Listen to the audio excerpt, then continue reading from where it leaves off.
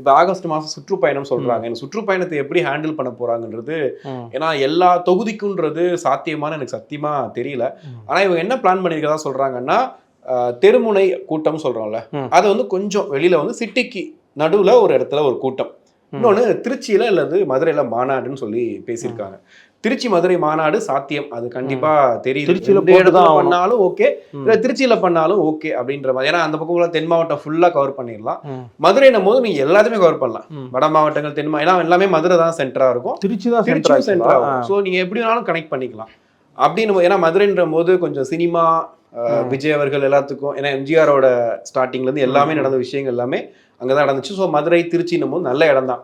So மாநாடு நடந்துரும். But 204 தொகுதிக்கும் போயிட்டு வர்றது இருக்குல்ல, எனக்கு அது சாத்தியமான்றது இல்ல. அது வந்து சாத்தியம்ன்றதை நீ பண்ணி தான் ஆகணும். ஏன்னா வேற வழி கிடையாது. இப்போ இருக்கிற அரசியல் தலைவர்கள் எடுத்துக்கிட்டு எல்லாருமே பண்ணிட்டாங்க. ஸ்டாலின் அவர்கள் வந்து இதுக்கு முன்னாடி எலெக்ஷன்ல, அதாவது அவங்க கட்சி வீடு போயிட்டு அந்த மாதிரி வேற வழி கிடையாது. ஏன்னா இந்த 10 வருஷம் போயிடுச்சு அதிமுக கையில. இந்த வருஷம் விட்டா முடிஞ்சிருச்சுன்னு அவங்களுக்கு தெரியும், வேற வழியே இல்லை. ஸோ போயிட்டு வந்துட்டாரா. அதுக்கு அடுத்து ராகுல் காந்தி வந்து பாரத் ஜோடோ ஃபுல்லாக போயிட்டு வந்துட்டாரு. அது ஒன்று. அண்ணாமலை பண்ணாருன்னு நினைக்கிறேன் அந்த மாதிரி.